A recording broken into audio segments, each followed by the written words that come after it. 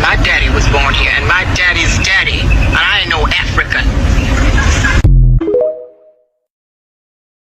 I don't mind the term African American. I don't want to be called African American. Why is that? I'm not African. My grandmother was a full-blooded Iroquois. As you're aware, in 1912, Dr. Walter Plecker became the first director of the Bureau of Vital Statistics. But he was part of the eugenics movement, which was a movement about creating one race of people, which was white, and everything else was put in a pot, as Tina Marie would say, and stir it up and call colored. But basically, when he was the registrar for the Bureau of Vital Records, he changed the names of Indian people in Southampton County. Exactly. Their race from Indian to Negro or colored. Well, it was referred to as colored. The most significant thing here is to reveal the much greater amounts of Native American ancestry that are present within the African American population than most people realize, because they might have been misled by the use of terms like mulatto and also people of color. Some of us started here in this land. Everybody wasn't brought over from Africa. It comes as a great shock to discover that Gary Cooper killing off the Indians when you were rooting for Gary Cooper, that the Indians were you. That the Indians were you. Ask about our lineage. Who are we? We're Black Americans. I can trace my family back, my ancestors back to the 1700s. Okay? So we're Black Americans. We have been here since the founding of the country. That matters, does it not? Does it matter that our parents, our ancestors were here since the founding, since the 1600s, since the 1700s? Is that relevant? Is that significant? Yes, I think it is. Well, I mean, my ancestors didn't slave and sweat and, toil and all that hard work that they did for Joanne Reed to have a job. She's from the Congo. They worked for Black Americans to have jobs. They did all that for Black Americans, not people from the Congo who are first-generation Americans. Not even Kamala Harris, who's Indian American and Jamaican. Right. My ancestors didn't work for Kamala Harris to have these benefits. They worked for Black Americans to have benefits. I think even Obama is not even a Black American. This is why using color, the skin color, is not sufficient. It's confusing. Right. And this is why I say white Americans and Black Americans have been in America the longest since its founding. And that is significant. That matters. That history matters. And so this is why, and I don't know why so many, and I want to get into this issue about Black women, Black American women supporting. I know it's nonprofit, but Black American women don't understand most of them, some do, but most of them don't understand. They think everything is about skin color. And that's a superficial analysis of the situation. They're not looking at the history. They don't know the history. And they're just so wedded to the political left position, embracing all of their policies. And their policies have been detrimental to Black America. They need to get away from that embrace of all these policies that are the detriment. So what I'm thinking, they're not doing their homework. They're not reading this cast your bucket where you are. Cast down your bucket where they're not reading this history. They're being superficial. They're just watching the television and going along with what the politicians say. That is not sufficient. You talk more shit than a little bit. Back to Mother Africa. That's bullshit. Without question, we are all Black Americans. You do not know a goddamn thing about Africa. I am from Detroit, Motown. So you can watch Tootsie your monkey ass back to Africa if you want to.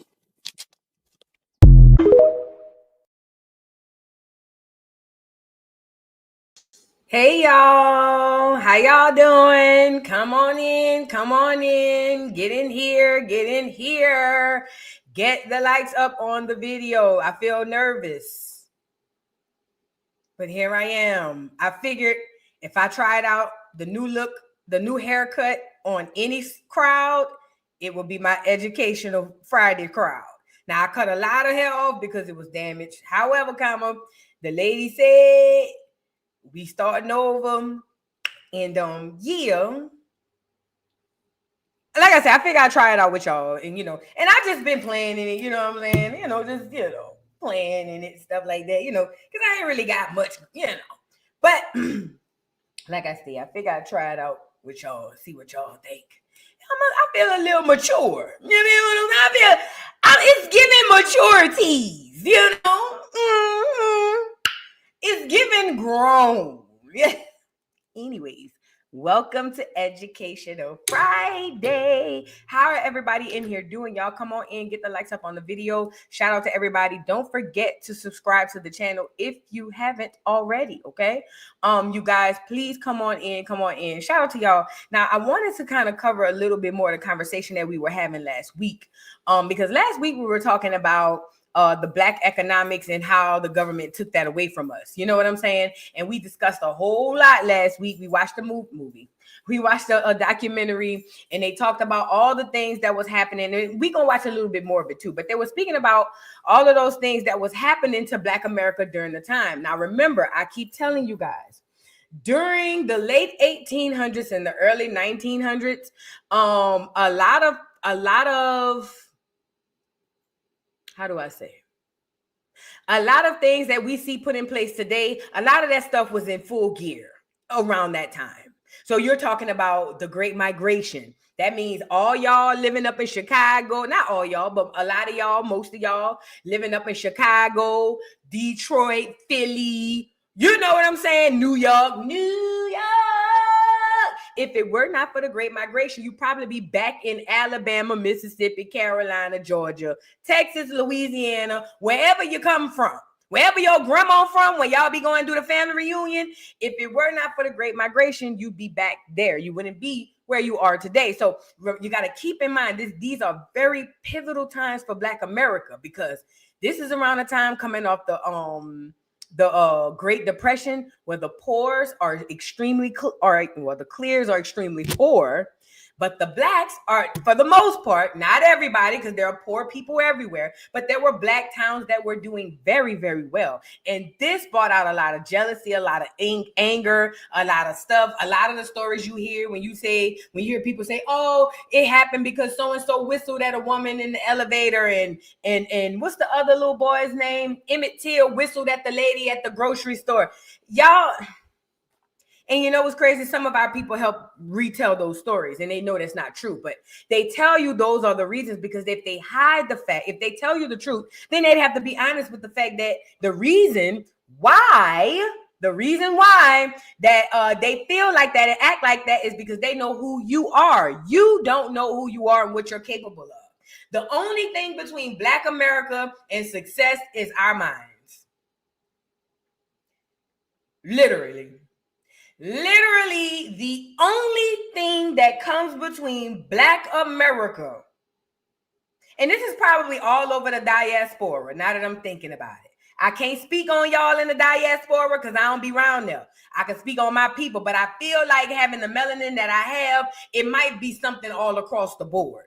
But I feel like Black people, the only thing between them and success and getting up out of whatever it is we're in, wherever we are in our world, is our minds.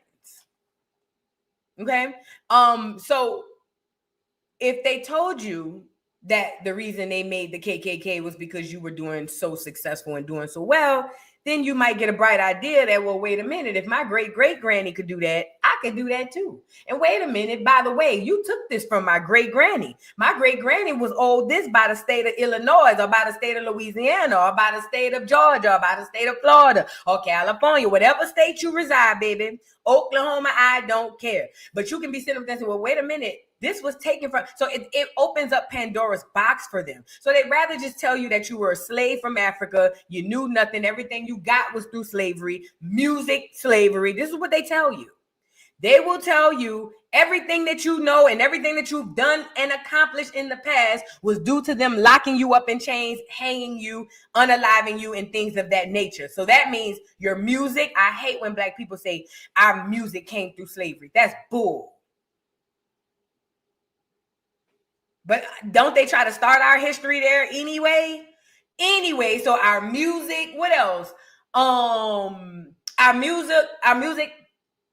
I'm sorry, y'all. What else was I talking about? Oh yeah. So basically, what was I saying? I hate when I draw blades. But either way, it'll come back to me. But I'm saying all this to say, like, these people are very strategic in what they do. They know exactly what they do. You don't know, and they have to be strategic in the stories they tell you. When they give you his story, they have to be very strategic in what they tell you, because they've already indoctrinated about 4, maybe 3 to 4 generations of people to think that we're nothing but lowly slaves who came from a bush in Africa, who just happened to have this weird ethnogenesis once we came here and became this great group of people. Y'all can't believe that. You can't believe that we got to be beat and unalive to be great. You can't believe it, because we're not doing it now. You know what I'm saying? But either way, like I was saying last week, we went over a few things that they were doing. A few things that I want to touch on this week. Oh, I'm sorry. Let me back up.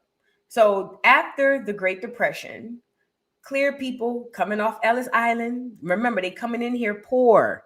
They don't have no money. They coming off of a boat, an actual boat. The boat they told us we come off, that's one of the boats kind of they come off. They come here off the boat with nothing but disease. So they're poor. And then you got black people who own businesses. You got black people who have wealthy towns. Mind you, the powers that be are putting these poor, clear people in charge of the black people wherever they reside. So if you living in the state of Louisiana, like the state of Louisiana, especially in the city of New Orleans once was, but if you living in those places, a place where once it was occupied by blacks and ran by blacks, it then started to be occupied and ran by whites. And that's why we're going to get into gentrification as one of those things as well that took place in order to misplace us and put us in the displaced situation mentally and physically that we're in today. This is all attacks on our economics, okay? These are all attacks. So you got gentrification, you got the I-10 program. Yes, the interstate, I-10, I-20, 75, 85, 95. I don't care what I you own. Every single interstate in the United States of America was strategically placed in the middle of black neighborhoods, mostly without them knowing. And by the time they figured it out, it was so much too late that all they could do is just move.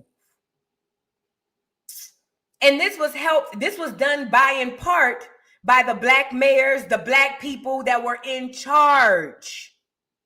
Black American too. Some have breed, some full on. Okay? I need you guys to understand how we get here. You got to deal with the president, the mayor. These are all multitudes of things that are still holding us down now. And if we just paid attention, if we just stop for 10 seconds to just pay attention, we'd see it and we'd probably do something about it. But this is why they keep us continuously what's the word I'm looking for? This is why they keep us ignorant, and this is why they keep us occupied, okay? Occupied. But neither here nor there. We're going to get into these politicians that were put in place. These are a lot of the politicians, y'all, not those people, but it's the same thing today. Y'all really be trusting these politicians, and I'll never understand it. But the president, the mayor at the time, we're going to deal with the gentrification. Like I said, the I-10 or the interstate, the KKK, all this post-Civil War activity. And then we're going to get into freedmen's towns, because these are very important. A lot of freedmen's stuff started popping up after the Civil War. Now, you have to understand what's happening around this time. It's not just post-Civil War and the South is trying to figure itself out. That's one of a million things happening, okay? I told you guys there were black people who fought on both sides of this war. People might say that the people who fought on the Confederate side was wrong. People might feel like the people who fought on the Union side was wrong. When you really peel back the layers, both sides were wrong. Knowing what I know now, if I would have been then, knowing what I know now, what I would have told black people to do, if they would have even listened, was instead of us joining on either side, why don't we all just band together and fight all these niggas? Because they were not successful in war without us. So during the time when they absolutely needed us, we could have really flipped the script, but we didn't, because we became enslaved. Okay? That's what happens when you become enslaved. So we become enslaved, and here we are. All right. So boom. Fast forward. Civil War happens. Reconstruction. All this stuff is going on. Black people, because we are somewhat or sort of in our own economic system, what the clear people eat don't make us. Do you get it? Meaning, because my black dollar circulates through black people, if this black business don't go out of business, or if this black business is not affected by the federal clears and all this war stuff, then just because the clears go poor, don't mean I'm going to go poor, because my black business is still striving. This is one of the main reasons why this civil rights and this whole Jim Crow thing was put in place, you guys. They had to strip us of our wealth and every freaking thing that we had. That's what all of this is about. All of this is about this. Rather the clears cared or whether they liked it or not, oh well, we got to strip these Negroes of their wealth, because wealth means power, not money. Wealth means power, okay? So that being said, where was I going? Okay, so now after Reconstruction, the clears are going through it financially for the most part. Now, black people are going through it too. If you work for Sears and Roebuck, or if you work for these Fortune 500 companies, or if you happen to work for a clear person who's affected by this, then yes, some black people were affected. However, per capita or as a collective, we were not suffering the way that they were. And this brought about a whole lot of stuff. And this is prior to the Civil War too. Let's really be clear. A lot of stuff goes down after wars. If you understood the war in 2020, then you would understand why we're here today in 2025 and why the entire United States of America was completely different prior to 2020. Because after wars, 2020, after wars, things change drastically. Put a 1 in the chat if you're tracking what I'm saying.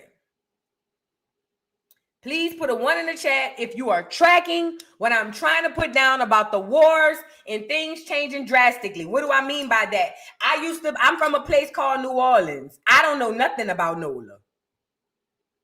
People be talking about, oh, you ever been to this restaurant? Girl, what is it? I've never heard of it. Born and raised in New Orleans. Went from pre-K all the way through college in Orleans Parish school system. And a lot of stuff, when I go back to New Orleans, I'll be like, what is that? Oh, you ain't never? No. Because after wars, things change drastically, okay? So with that being said, after these wars are happening, civil wars, World War I, World War II, after all these wars are happening, things are changing drastically, okay? And just remember, they only taught you about the war that they fight hand to hand. They only taught you about hand-to-hand combat wars. They ain't tell you about the other ones, but that's a story for another day, okay?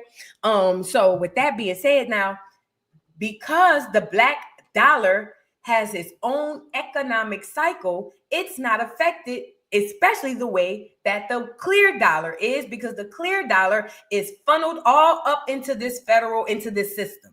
Okay. So if the federal system go kaput, then everybody who got money trickling down from that top, they all their money go kaput too. That's what we're dealing with. Okay.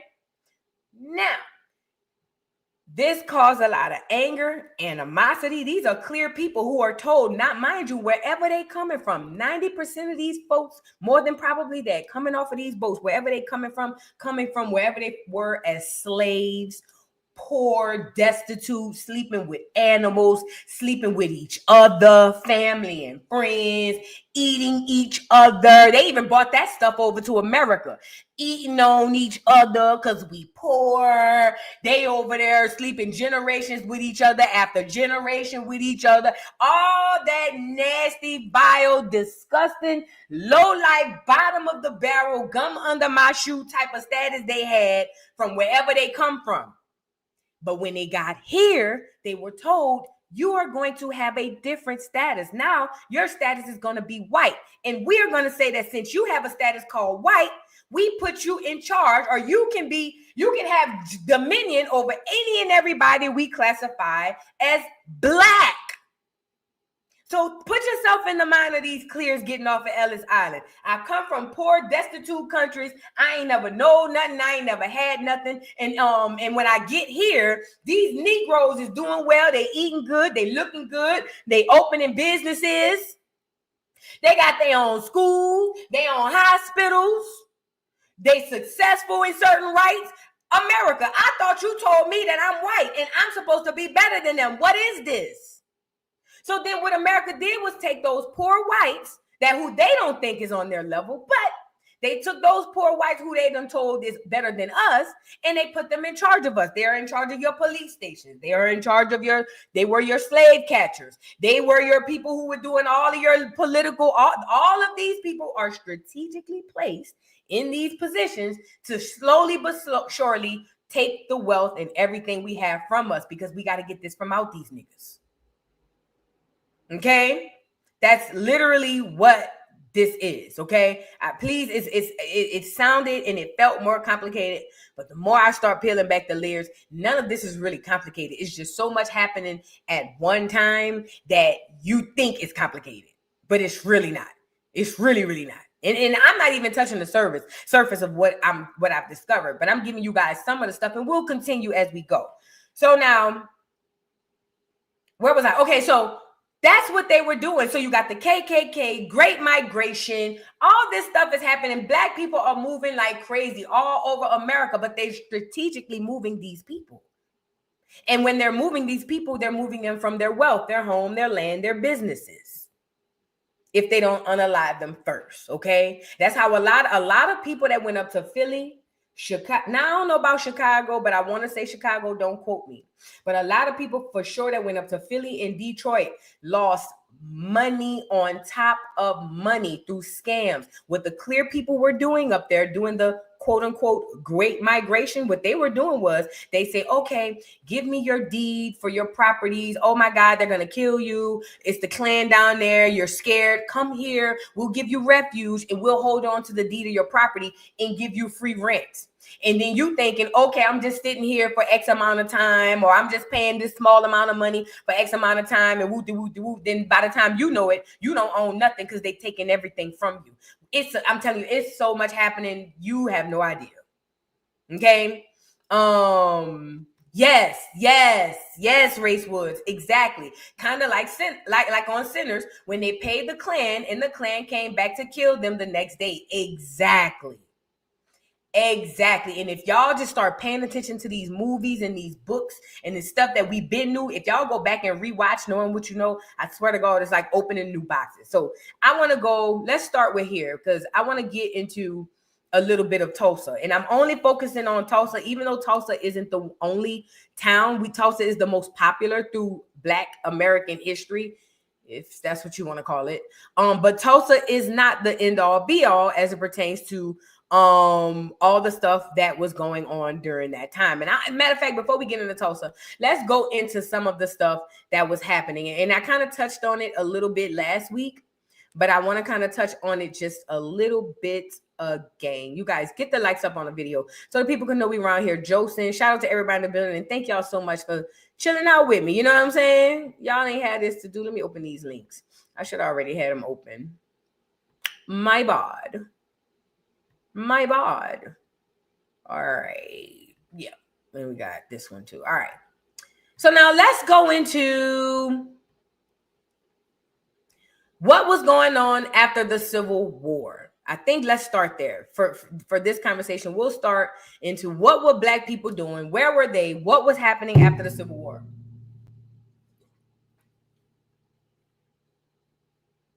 Sorry. Now, this is from Ancestry.com. I tell you to question every source and everything that you get. If you're not questioning it, you're doing it wrong. Always research the research. I learned that in college. But anyway, what was happening during this time, right? Let's start with this first, because this first paragraph says, some natives have been slave owners while others intermarried with African Americans. I want to pause this right here. Both these things are true. Some Native Americans, and when I say Native Americans, this is why it's very important that we understand that there's a difference between a Native American which is the $5 footlong, and an Indian.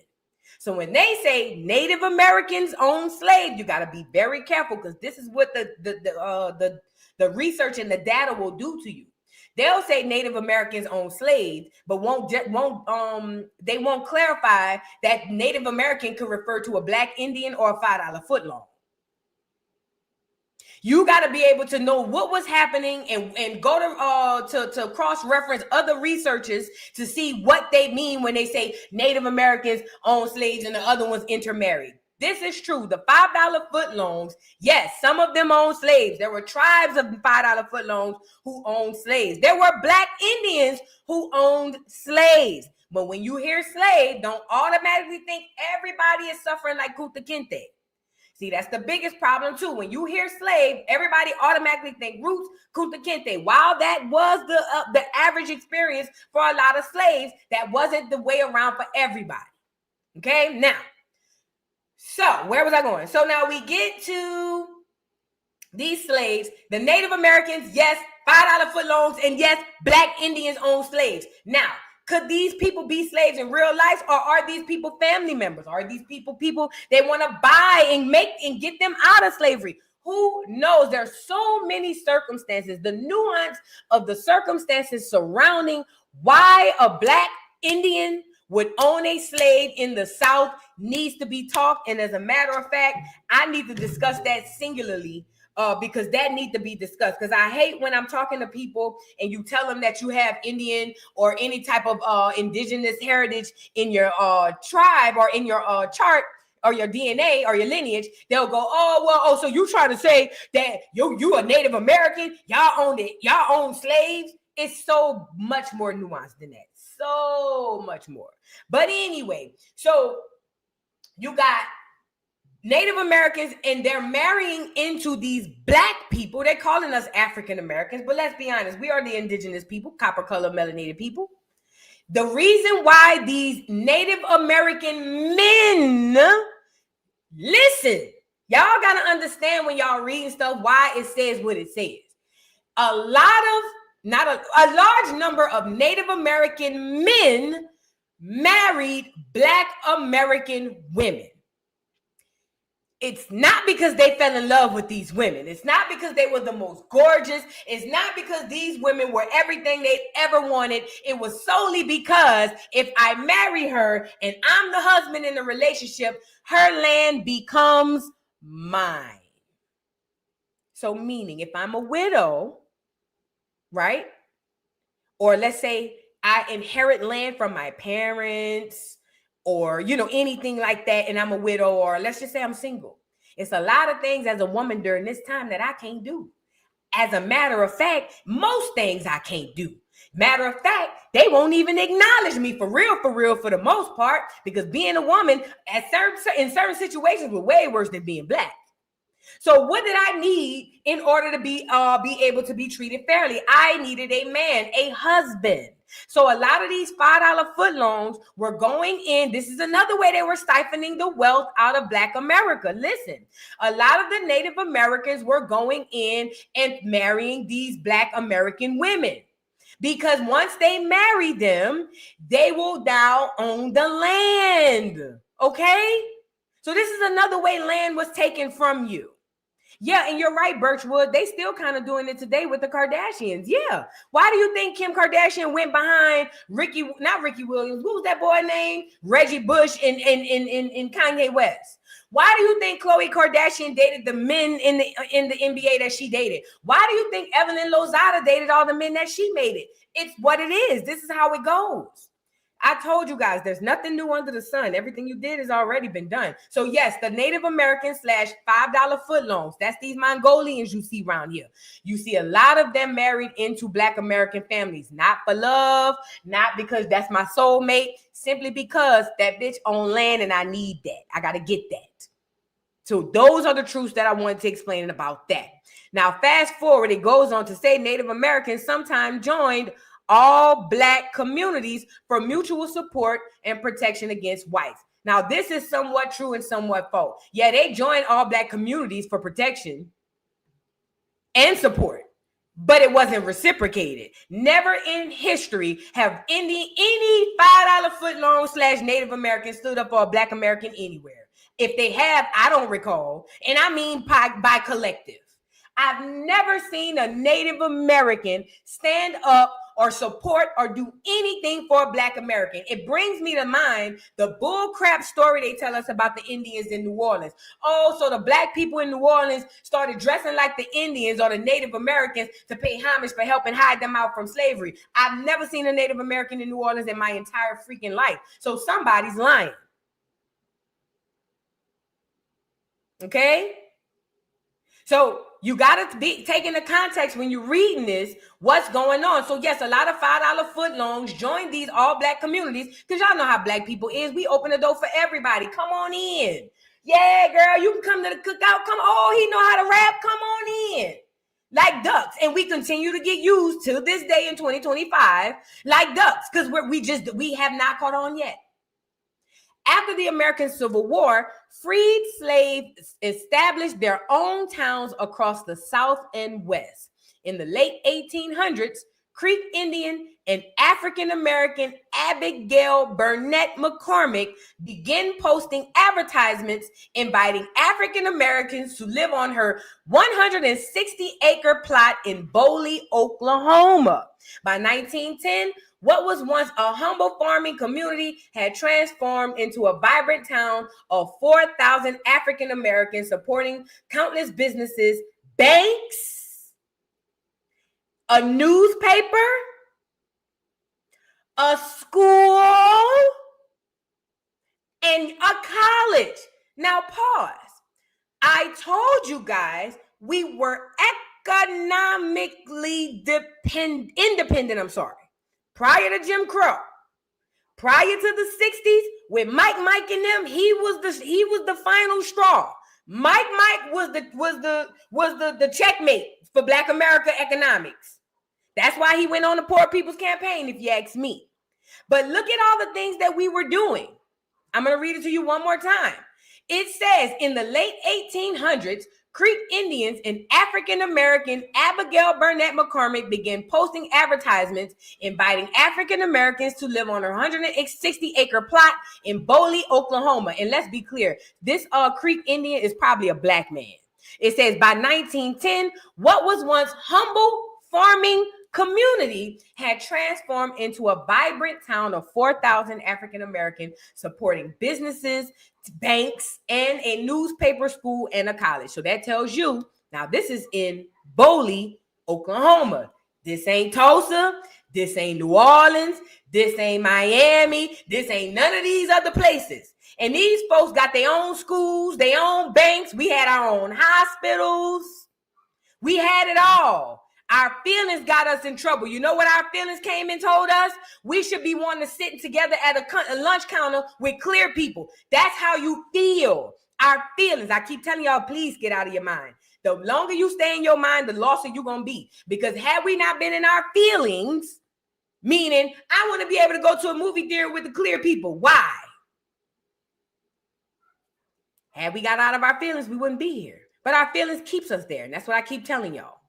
So now we had all of this stuff. The state of Oklahoma alone was host to 50 all-Black towns by 1920. In the face of continued violence and discrimination after the abolition of slavery in 1865, African Americans banded together to found all-Black towns across the American South and West, from Maine to Florida, Alabama to California. The towns ranged in size from a few hundred to thousands, okay? Like McCormick, individuals often invited others to live on their land, offering an alternative to the segregated South: protection, security, and equality. But with the economic downturn of the 1920s and the Great Depressions of the 30s, remember I told you all this stuff helping, many of these all-Black towns collapsed, and today only a handful remain. I believe that this Great Depression was done to do just what it did. Get these Black towns up out of here. But before we go there, sorry, y'all. It's the sun's going down. So now they telling you right before the Great Depression, Black America had towns all over America, from the South to the West, from the South to the East. Nigga, it was thriving towns where people had so much, they were doing so well that they would just ask you to come live on their land because I got so much land. Y'all come stay over here. Bring the whole family. Come on, girl.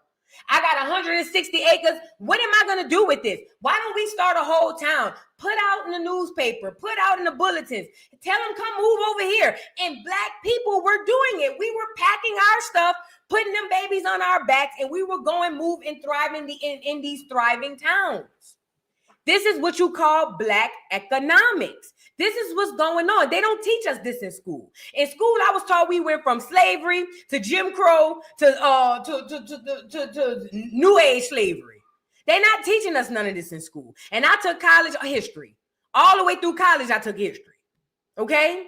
Now, it goes on to say, it says, like McCormick, individuals often invited others to live on their land, offering an alternative to the segregated South, protection, security, and equality. That's another thing I wanted to tell you. These towns had their own militaries.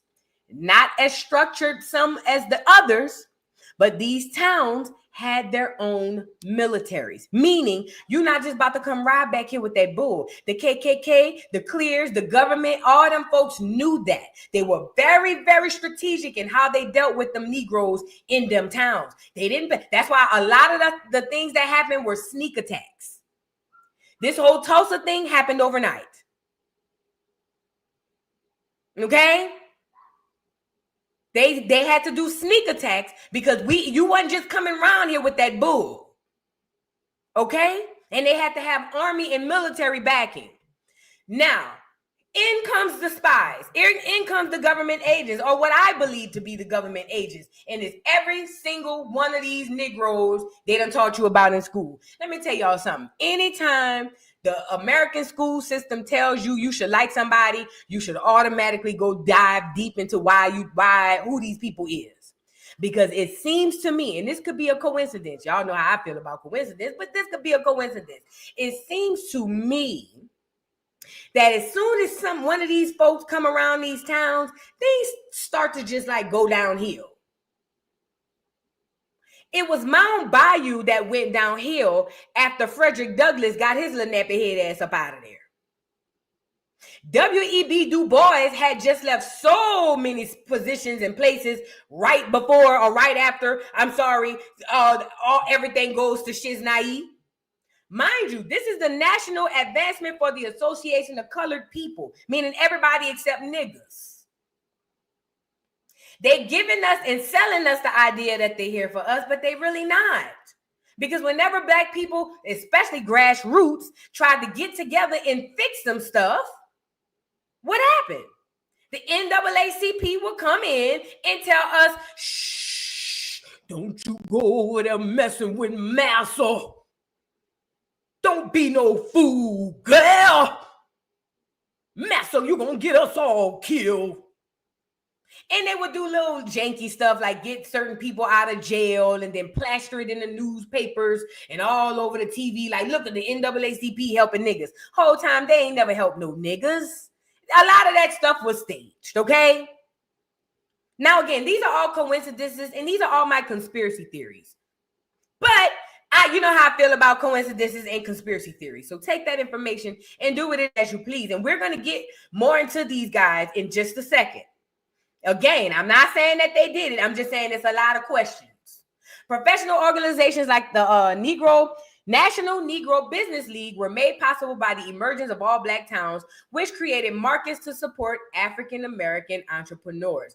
I believe that the start of stuff like this, especially this government-funded stuff like the National Negro Business League, I think these are all psyops and co-ops to make sure that wealth and everything is sent through certain ways and certain avenues. Once the government start being keen to help you, you should ask why. Because it seemed like just like the Black church, as more research I do, I'm starting to realize the Black church really was a savior and a hub for Black people. It just turned out after a long time, or after like maybe the 60s and the civil rights, maybe around that time, I'm not sure, I hadn't done the research. But after a while, it turned to be what we see now. But before, the black church was the backbone of the black community. It just happened to be trashed now. But again, once the government steps in and put their 2 cents in, this is what you get. You open yourself up for spies. You open yourself up for all types of stuff, okay? Now, again, remember, I told y'all, coincidence, but you know how I feel about a coincidence. All right. Now, I saw this one from Eatonville, Florida. I want to show y'all the history of Eatonville, Florida's pioneering African-American town. And I can go for days on these towns that were doing well, but I saw this Florida one, and I said, I hardly ever talk about Florida unless I'm dragging Slinky. So I might as well put him up here for something positive. Huh? Shout out to 305, Dade County. Y'all know I love me some Dade County. I ain't never been to Miami. And I love me some Dade County. I got to get down there. It says the history and legacy of Eatonville, Florida's pioneering African-American town.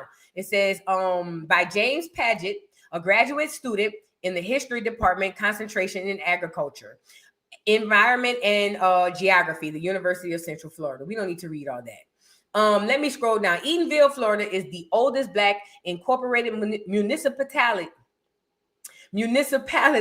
in the United States. Incorporated in 1887, it is the first town successfully established by African-American freedmen. Pause. Shout out to all my black indigenous Floridians. Out Shout to y'all. I don't know if y'all know how close y'all are to the lineage that Florida, that's a special place. I know it's out of whack and it's jacked up, but Florida is a special place. I just want to say that a lot of success and a lot of great things happened in Florida in this era. Like, one person was building like whole cities and stuff. Mind you, these them Seminoles and them Cherokees, them engines out there. They just don't know that they engines for the most part. But this is a lot of engines out there that made a lot of noise in the back and in the past.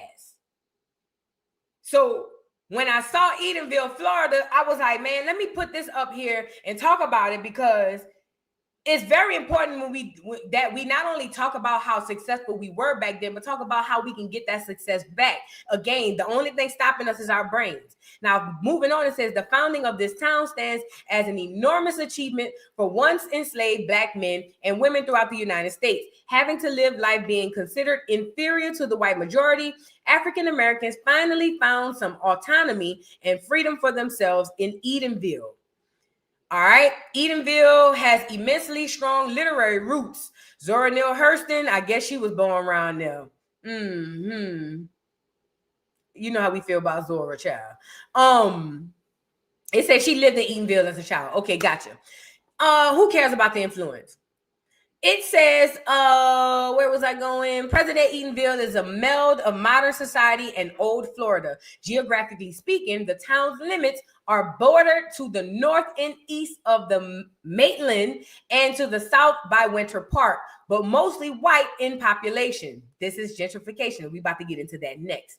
Eatonville lies between two lakes. The north is Lake Sebalia and the south is Lake Bell. The town is now mainly a residential community, but it also has small number of businesses such as barbershops, restaurants, and a family dollar store. Churches, governments, offices, and school buildings line its main traffic artery, Kennedy Boulevard. Okay, now let's pause right here, because what you're going to find, like Tulsa, and I'm not sure of Tulsa, but like a lot of these black towns, like today, gentrification comes in, and this is all happening simultaneously with the KKK, the Great Migration, all these other crises is happening.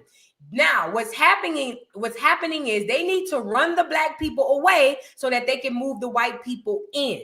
And in order to do that, we're going to do this great migration. We're going to have these good old boys called the KKK to give them a little oomph to get them up out of here. And then we're going to replace those people with these white people. The same thing happened in 2025. The only difference is the KKK ain't riding around on a hood with a horse, or with a hood on a horse. Okay, that's the only difference. The same thing happens whenever they want to. Every 100 years or so, the black and the whites flip-flop all over America.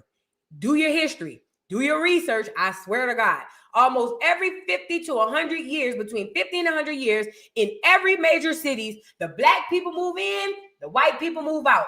The white people move back in, the black people move back out. But that's been only going back and forth since they started extracting the wealth from us, okay? So now put yourself in this time frame. You're poor, you're clear, they telling you better than these Negroes, and they doing extremely well. Black towns popping up. Who's that nigga on that nag? And I'm poor, and I'm white. Somebody lied to me. So then here come the government. Hey, we'll let you put on a white hood and go unalive them and run them up out of there, bet.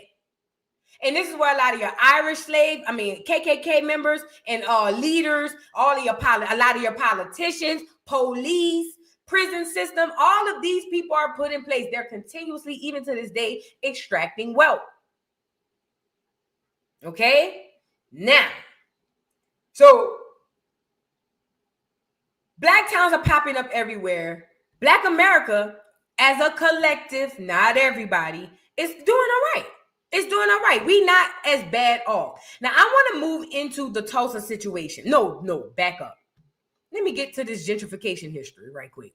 Get the likes up, y'all, please. Please get the likes up. Before I move on, let me read some of these super chats. I forgot I had super chats. William Gaston, thank you for the super chat. Thank you so much. You made it rain. Thank you, William. I make it rain. I make it rain. I make it rain on them hoes. I make it rain. I make it rain on them hoes. Thank you, William, for the super chat. He says, happy Educational Friday. Love you down. I love you back, my love. Thank you so much. I really appreciate you, baby. Thank you so much. Sonia Massey. Why did I say Sonia Massey? Oh my God. Sonia Matthews. Sorry. Thank you for the super chat. Says little something for the collection plate. Thank you so much. I definitely appreciate you, baby. Thank you, beautiful. William, thank you again for the super chat. Don't forget the clears being upset with Beyonce at the Buffalo Soldiers t-shirt. Thank you so much. Hold on. I'm about to write it down. Where my pen at? Did I bring that pen over here? Buffalo Soldiers. Thank you so much. Thank you, William. Martavius, thank you for the super chat. Says slaves also mean family too. Yes, and that's what I was telling y'all earlier today. Just because you read some documentation and it may say a slave on there, that don't necessarily mean that as well. But again, it's so gibbered up and jacked up. Yeah, you have to know what you're looking at when you're looking at this stuff to understand it. If you don't know, you'll be lost. I'm telling you now. Thank you, Martavius too. And Esther, thank you so much for the super sticker. I really appreciate you, beautiful. Okay, now, like I said, where was I going? Let's get into this Tulsa thing, right? Now, we all know Black Americans have come out and talked about what happened during Tulsa in the Tulsa riots. The oldest Black living woman who talked about the Tulsa riots, she said how basically, and other people have had accounts prior to, where they talked about how the airplanes and all them folks came in. It was done overnight like a bunch of cowards, right? They came in overnight, dropped bombs on people, threw Molotov cocktails in people's houses, just told people stuff up in a point and in a fraction to where they could not defend themselves. Mind you, I told you, them clears knew not to just run in these black towns. So what did they have to do? A sneak attack overnight. Now they gonna tell us that it was because some kid whistled at some clear girl in the elevator. I guess that's the same clear girl that not Tamir Rice, but that Emmett Till whistled at. Is that the same one? Every story you read, Mississippi burning, all of these Rosewood, every single story you read, every movie you watch is behind some nigger whistling behind some flat-ass white girl. And I'm over here to call cap. This is just what they use as an excuse. Because if they tell you, it ain't had nothing to do with nobody whistling at the white girl. We just wanted your money and your economic power. Because if not, y'all would have ruled over us. If they tell us that, it might give us too many bright ideas. Okay, so that's why they tell you the stories that they tell you in his story. Now, with Tulsa, Oklahoma, it was one of the thriving towns. It had banks, it had libraries, schools, it had hospitals, it had everything you need in Tulsa. These are Black American people doing extremely well, coming off of what they told us to be Kunta Kinte. Okay, now, mind you, gentrification happens after the Tulsa riots, After all of this stuff happens, they start moving and pushing black people out and pulling white people in. This happens in every major city all across the United States of these Americas. If you live on the North American continent in the United States, you live near or you know a town that at one point in time for about 40 years is niggas galore, and then in another point in time it's the clears coming. Now they've been integrating a lot of Mexicans in now. My homegirl last night, I was on the phone with her, told me what part of the city she said got buku Mexicans. What we was talking about, I can't remember. She was like, girl, it's so many Mexicans over there. Let me tell you something. I ain't seen the Mexicans after Katrina. I'm going to be completely honest. We hadn't seen Mexicans after Katrina in New Orleans. But now they're infiltrating a lot of those people, like they did with Puerto Ricans in New York. You see what I'm saying? And also the Mexicans in California and Texas. But this is now being a nationwide situation because they're taking from you and giving to them. But the give that they're giving to them is temporary anyway. Okay? Now, as far as Tulsa, I want to get into a few things that happened with the Tulsa history. It says a brief history of gentrification. Gentrification is an alliance between government. This is very important, y'all. Please pay attention. Gentrification is an alliance between government, real estate companies, banks, and the police, which targets working class neighborhoods for redevelopment. Now, these are four, not limited to, but these are four big things that are used to extract wealth and keep you on this continued cycle of this great migration that they call gentrification now. Listen to what they said. It's the government working with the real estate companies, the banks, and the police. And what they do is take poor people or middle-class people who are still poor, and they move them all around however they want to move them, wherever they want to move them to. Because what a poor nigga gonna tell me when he ain't got when a beggar can't be choosy?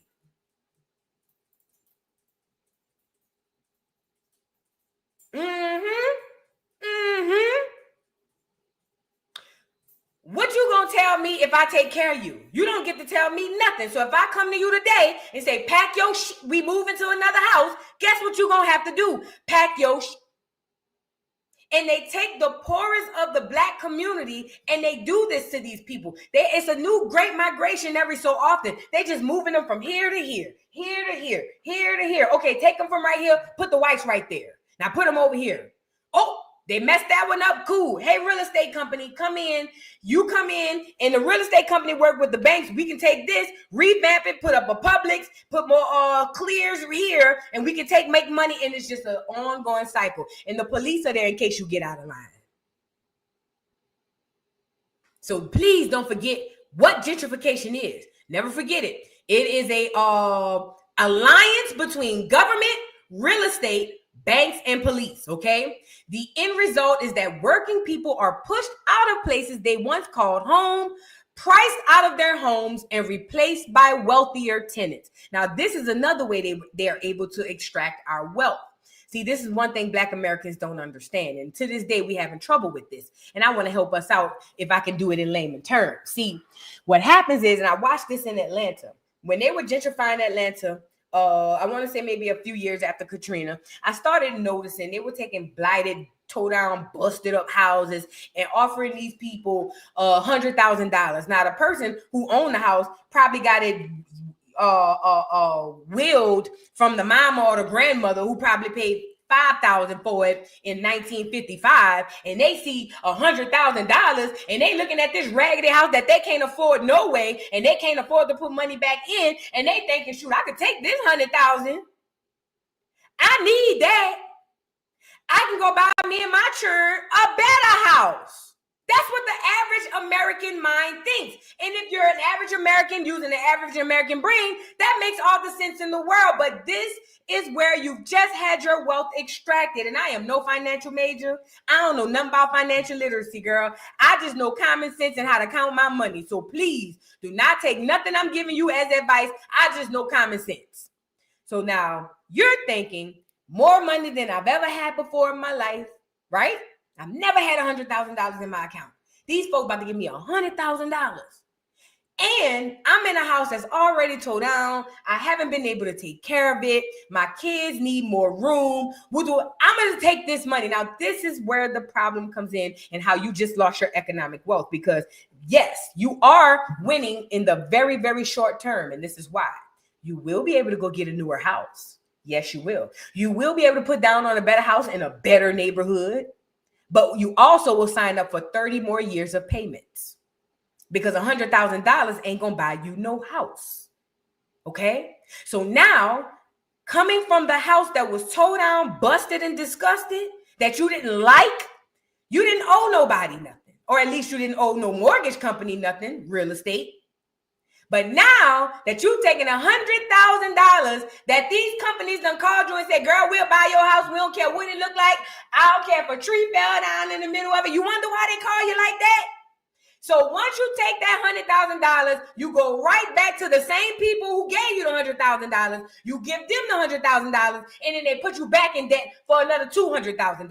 And now here's your 30-year payment. Congratulations. Post your keys on Facebook. I bought my new house. 1,000 likes. Oh, girl, yeah, I already knew you was going to do it big. Woo-de-woo-de-woo. And then you wondering why 2 to 3, maybe 5 years later, you is losing your house in foreclosure. It's the circle of life. All you care about is what you think the current circumstances are. So this is another way they're extracting our wealth. I've seen this happen to too many Black people. And guess what? Once you leave your house, once you leave that house that your grandma paid $10,000, your great grandfather built with his bare hands, for about $3,000, or you leave that house and you take that $150,000 or that $200,000 to go get this beautiful, bigger and better house, and you taking all that stuff, all of that literally is no longer yours. You own nothing. I am a homeowner, and I don't own my home. Don't let that go over your head. Americans are homeowners, even if they pay off the mortgage, and we still don't own our homes. But if you kept the house that your grandfather built with his bare hands with them $3,000, or your great granddaddy built with his bare hands, if you only had that building, you have a profit right there. You have that right there is income. But we don't think that far because we're, you know how Black people are. All we care about is, yo, I need money. I'm broke today, my nigga. My stomach touching my back now. I can't wait.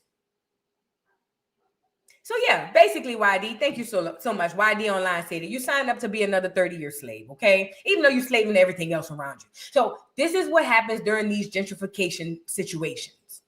And this is what happened in Atlanta. I need us to be more mindful of this. I need us to be smarter than this. Ask yourself, if they buying a house for $100,000 from you, why don't y'all think to go, yo, if they won't buy for me for $100,000, let me just hold out and see what happened around the neighborhood, see what the property value do. Because shit, if they offering me $100 now, I might get too fat. You know what I mean? Let the clear people start coming in, building new houses and putting up gates. And God, please let them put the Publix on the corner. I already know the property value going up. You feel what I'm saying? Again, I ain't no financial literacy major. I don't know nothing about finances. I just know common sense. And this shit right here is common sense. You ain't got to go to college to know this.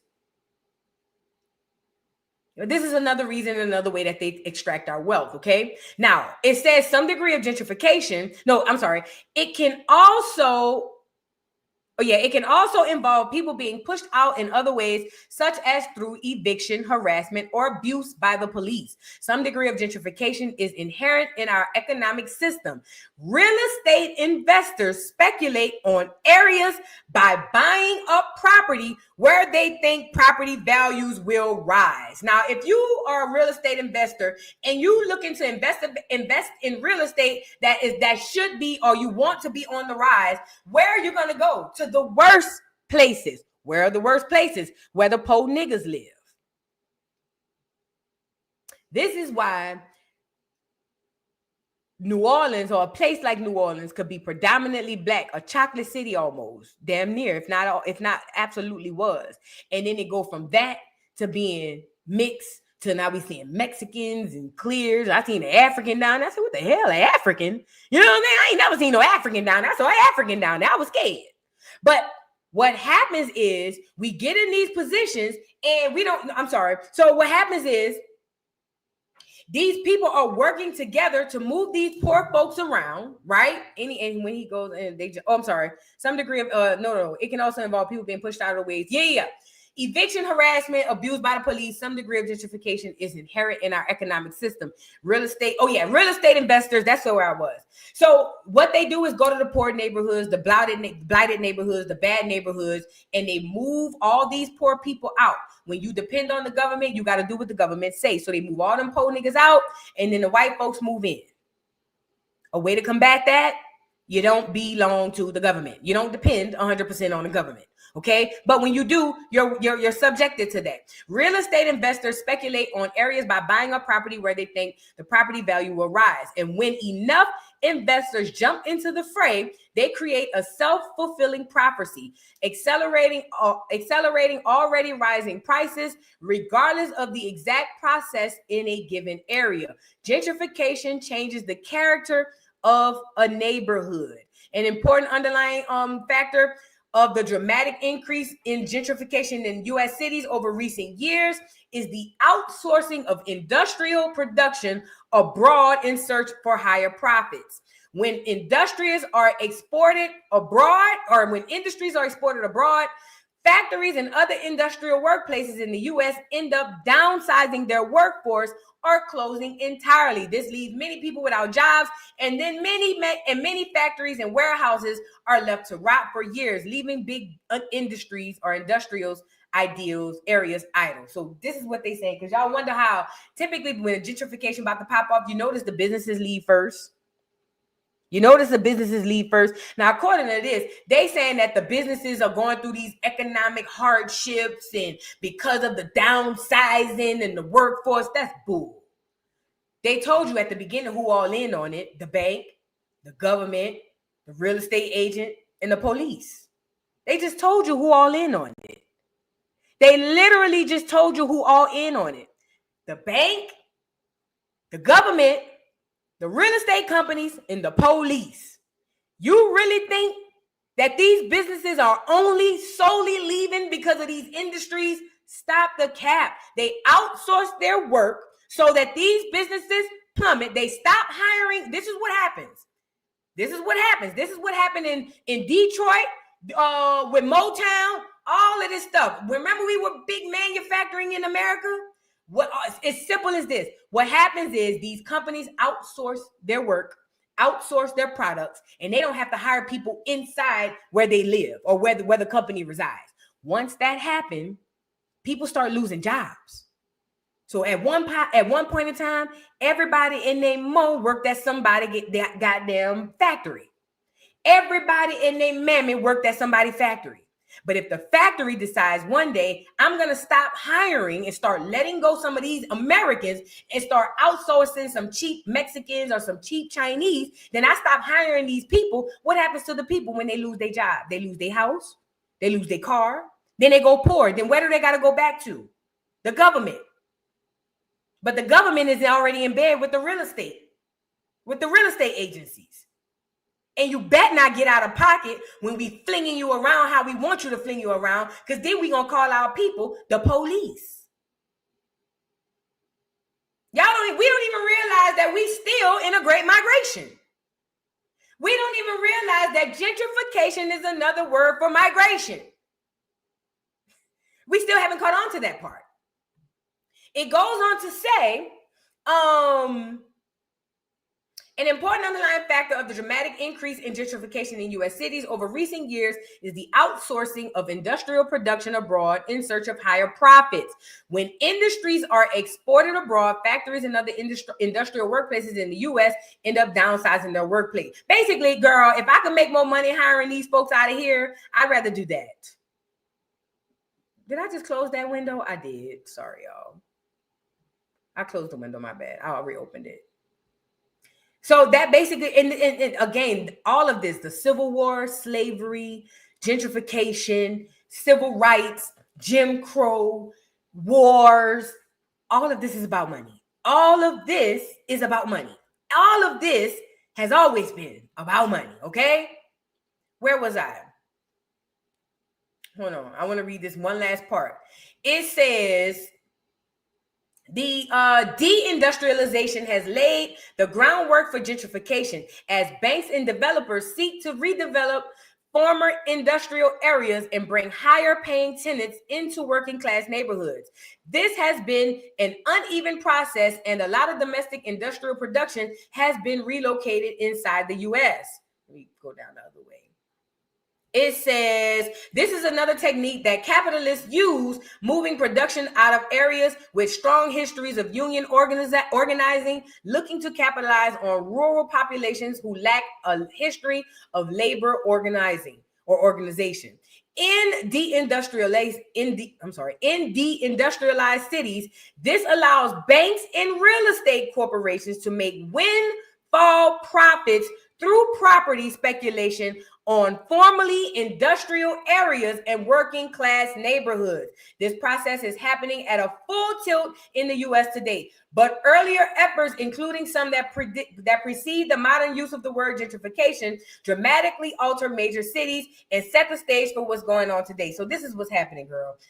Molly, you in danger, girl. Let me tell you what's happening. It starts with them companies. Them companies move in these neighborhoods, and they move all the poor niggas in those neighborhoods. Why? Because the companies need workers. You get hired. Word get out, girl, they paying X. Let's use Amazon, for example. Everybody in their mom work at Amazon. I don't care what state in America you live in, you know somebody who work at Amazon. Amazon is an industrialized company, okay? Now, let's say Amazon had a building. And let's say instead of Amazon being an online store, Amazon has a building in every major city in America. This is why everybody works for Amazon. Wherever Amazon is, people are going to come to work. Wherever people come to work, people are going to buy homes. Wherever people buy homes, people are going to buy cars. Wherever people buy cars, people are going to do financially okay, but some do well. Because this factory is providing the job. But what happens is the factory is saying, girl, why would I pay you $20 an hour when I could pay Xing Li $6 an hour? Yeah, it's not going to work out, fat. I think we're going to have to part ways. It's not me. It's not you, it's me. This is the company to you. It's not you, it's me. I'm going to just part ways with your fat. Now, I'm not telling you I'm firing you because I want to pay $6 to Chung Li. I'm not telling you that. What I'm telling you is it's just not working out. They call it getting laid off. Hello? That's an easy way for a company to walk away from you without being held accountable. So you get laid off, and then what you do? I'm going to pay my rent. I'm going to pay my kids I got to feed my. And a lot of people don't come back from that. So what happens? They lose their home, they lose their cars, or some of them just move. But the ones who stay end up in poor, busted, blighted, horrible cities. Like the way old New York used to look, or old New Orleans used to look, or old Miami used to look. Y'all know exactly when y'all been in them areas where, bitch, I'm a nigga and I'm scared. That's what it turns into. Because if there's no way for me to make money, then I got to do what I got to do. And then guess what? This is where the real estate company comes in. Because the company's already done their job. The businesses has done their part. They letting go all these people they paying the good money to so they can pay pennies to somebody else. Now, slowly but surely, as this is happening, the jobs are shutting down, which means these buildings are shutting down. So Amazon in New Orleans might shut down. And then the Amazon in Atlanta might shut down. And then the Amazon in New York might shut down. And then before you know it, we all looking at each other like, girl, you got fired from Amazon too? And they like, yeah, girl. Girl, you on welfare too, girl? Yeah, you was down at the food stamp office, girl? Yeah, girl. How I'm going to take care of these insurance? Okay? I'm just giving you the layman terms. So now, once the job lay you off, you don't have nowhere to go and you don't have no money. So you either gonna be poor where you at or you gonna dip. A lot of people can't even afford the dip, so they be poor where they at. Now here comes the real estate company. Rub my hand like Birdman. Ooh wee. Give it about 10 years after the doggone, 20 years after the doggone company leaves, the government and the real estate companies are rubbing hands like Birdman because what they know is that's my next lick. Now, this is how they pay poor niggas and rich clears. Because then they have the rich clears go pay top dollar for broken, busted, disgusted up ass areas, use their own money to put back into these neighborhoods, right? And then they move the niggas out. Niggas, you go on the outskirts, clears, y'all come on in. In the midst of the niggas going on the outskirts, the real estate company rubbing hands like, hey, bro, mind you, you poor, busted, and disgusted. Amazon just laid you off. And here come the real estate company. Hey, bro, you want to sell that house? Man, this house ain't worth nothing, man. This is my grandma's house, man. My grandma been having this house. Man, my grandma ain't paid but $7,000 for this house, man. My grandma ain't, man, I'm straight. Real estate company. How much your grandma paid for the house? $7,000. Dang, that's crazy. What year that was? 1920, whatever. That's crazy. I give you 120 for it. Niggas. Sold!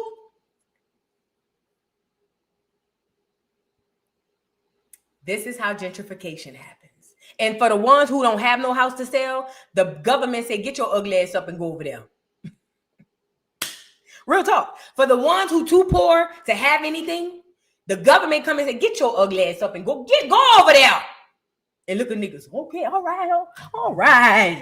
Shit, I was just trying to get my stuff. Damn. You know what I mean? I'm telling you how that's gentrification in a nutshell. The real estate money, the real estate companies make a bank and they got to work with the banks. So they make a bank. And then this company already making hand over fist because I'm paying 15 times less than I was paying these Americans. And it wash, rinse, and repeat. It literally wash, rinse, and repeat. That's all gentrification is. It's another form of extracting wealth from the black, well, really from everybody. Because the clear people getting played too. Because they putting a lot of their hard-earned money into these blighted up neighborhoods to get them up and running for them to move them back out and say, hey, it's little over here. But these are all ways that we are still to this day having wealth extracted from us. And this is very important. I think what's really important here is that we understand what's happening and why it's happening and how it truly affects us. Because we thinking of gentrification as, oh, Lord, here come the clears. They about to start moving in here. They got a Publix down the street. Oh, Lord. I see them put up the Starbucks.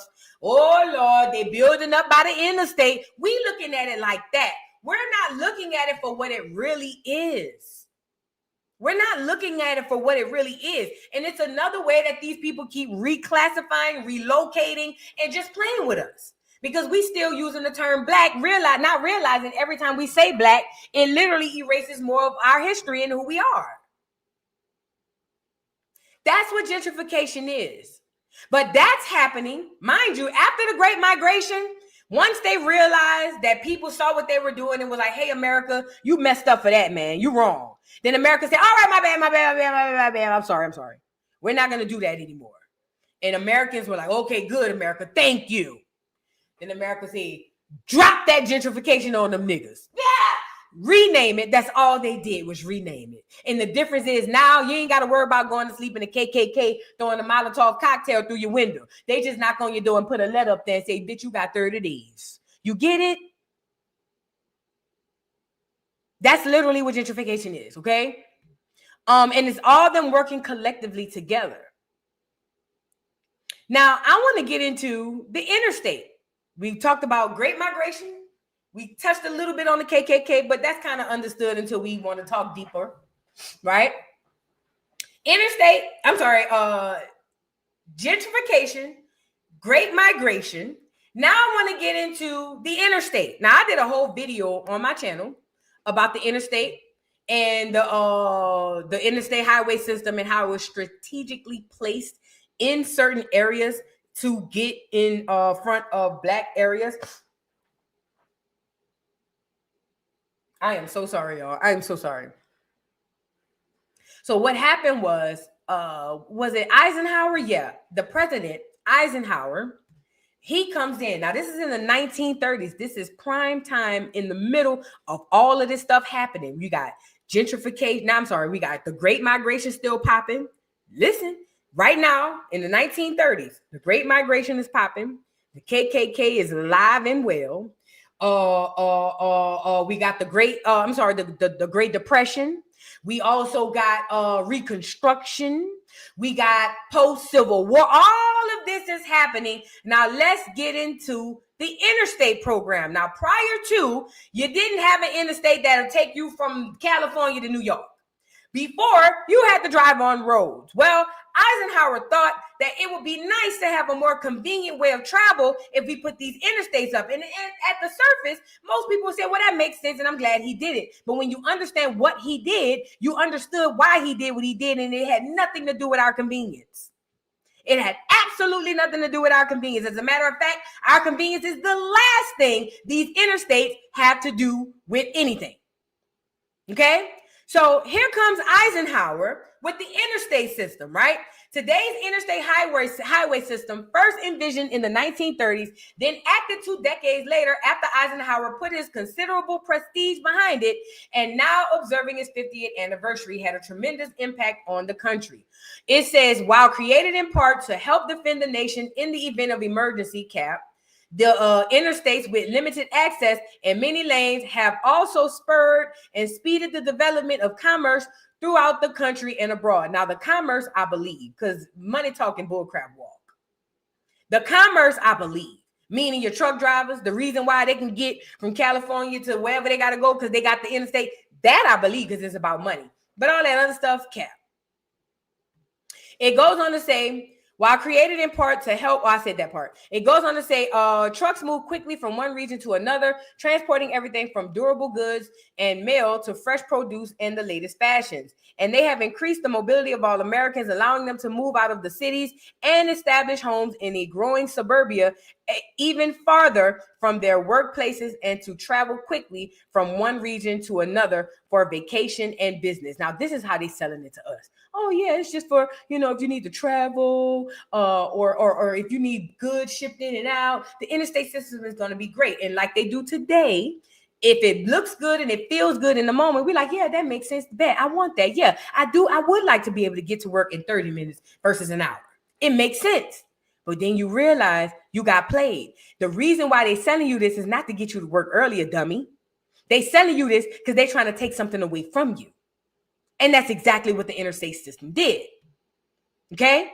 So it says, and they have increased, okay, we said that. But the interstates have also increased congestion, smog, and automobile dependency. The shift to be increasingly outward bound suburbs has caused a drop in population densities of urban areas.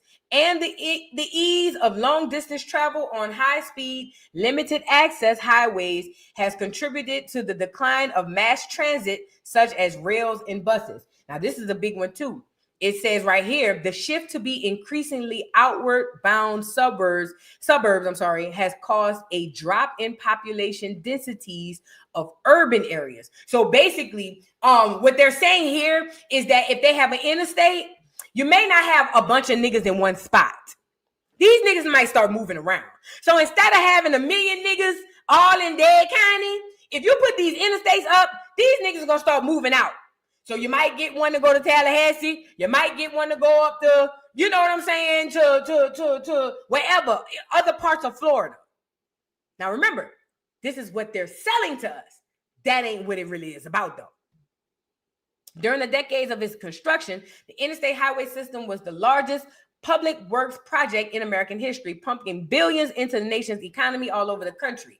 Today, it still has an economic impact because of the continued maintenance and repairs needed for the roadways. Let me go to, hold on one second. I want to go to the video that I did on the interstate because I want to show you how this stuff was strategically placed. Like I told you, it was literally strategically placed in certain Black neighborhoods so that it could break up the economic independence and things of that nature. I want to show that to y'all. 1 second. Y'all get the likes up on the video. It's got to be on this channel. Yeah, this is the right channel. It's on this channel. Hold on 1 second. I want to show y'all this video. I don't put many videos on here. There you go. All right. So let me turn the volume off.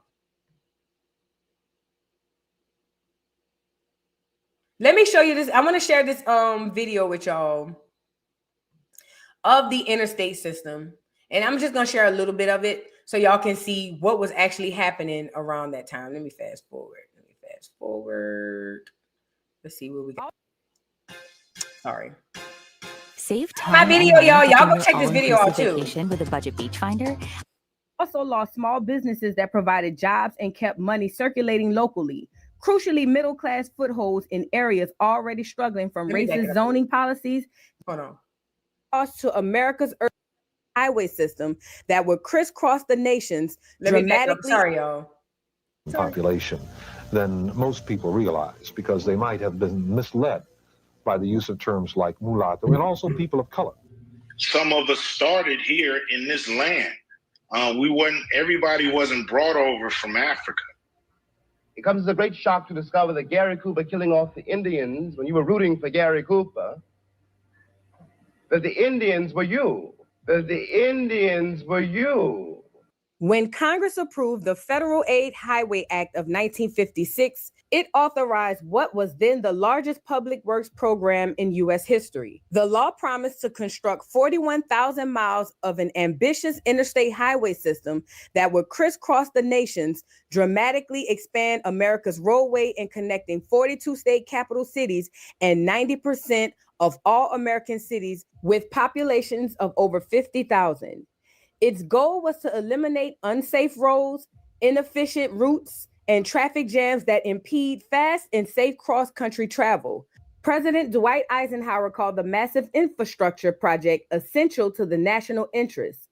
But the highway's expansion, implemented largely between the 1950s and the early 1970s, came at a huge cost to America's urban communities of color.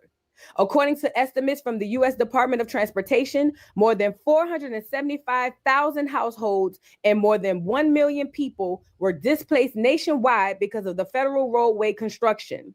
How many of you guys knew that there were protests for the Highway Act? I had no clue until I did this research.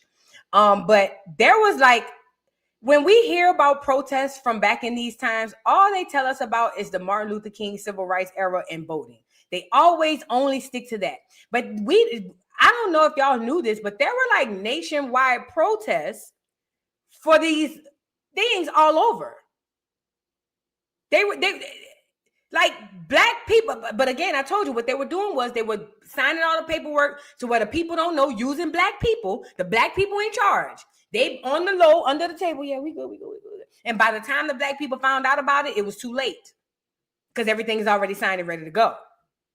Highways cut through neighborhoods, darkened and disrupted the pedestrian landscape, worsened air quality, and torpedoed property values. Communities lost churches, green space, and whole swaths of home. They also lost small businesses that provided jobs and kept money circulating locally. Crucially, middle-class footholds in areas already struggling from racist zoning policies, disinvestments, and white flight.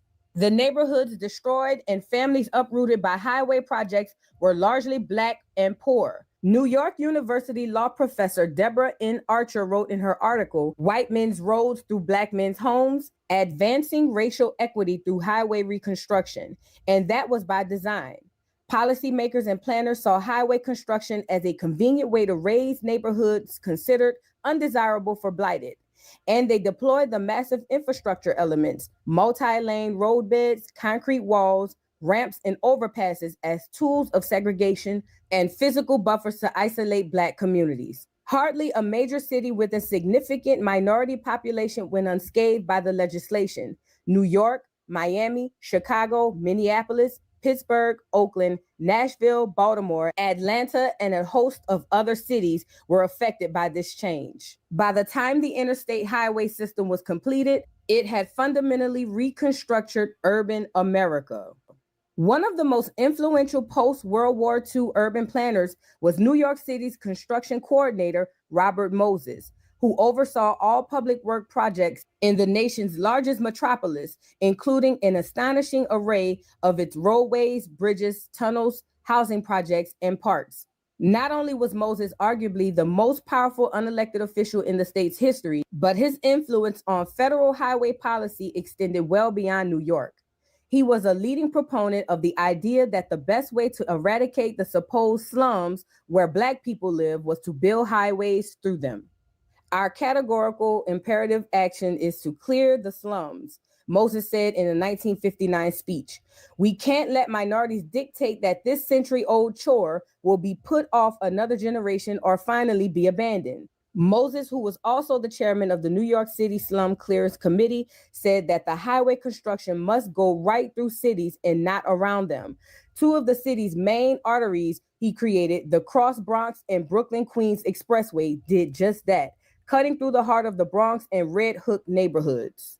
In 1956, Federal Highway Act ran with this strategy, offering to pay 90% of the cost of states' new roadways, with the caveat. So what's happening right now is Robert Moses, he's the guy who's in charge. Let me back him up a little bit. Robert Moses, this clear man right here, he's not an elected official, but somehow he got a lot of position. Like they listening to this cracker. So that means he really putting the bread behind some things, okay? Now, he insisted that when y'all do these interstates, you can't make them go around the city. You got to put them smack dab in the middle of the city. Wherever these po niggas live, run the highway right through them. That's what Robert Moses did. And the government saw him do that in Brooklyn. Shout out to Brooklyn. And it worked. And they paid all that money and said, bet, we gonna do this everywhere. So every major city where niggas live, the interstate went right smack dab through the middle of it. And it's not just the middle of it. Listen, it's strategically placed in the areas of these Black towns where we were highly successful, where our businesses was, where a lot of our land was, okay? That's the strategy on this. It's never just black and white. It's never just, oh, he just decided to put them through the neighborhoods. No, ask yourself why he decided. He decided to put it through the neighborhood because he's destroying Black American economics. Now, America, the government is jumping on board and they're ready to put interstates through everybody Black town.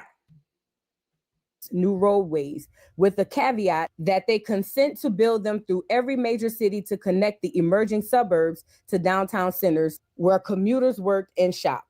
According to Archer, highway engineers came to think of killing two birds with one stone to improve traffic conditions and remove undesirable populations. In the first half of the 20th century, Miami's culturally... Oh, my bad. My bad. Mind you, it's them who's saying which populations are undesirable. It's these mother effers saying, oh yeah, you can run it through them. That population undesirable anyway. You can run it through them. What? It's really just Black people is all it is. To connect the emerging suburbs to downtown centers where commuters worked and shopped. According to Archer, highway engineers came to think of killing two birds with one stone to improve traffic conditions and remove undesirable populations. In the first half of the 20th century, Miami's culturally vibrant Black community of Overtown was widely considered the Harlem of the South and Little Broadway.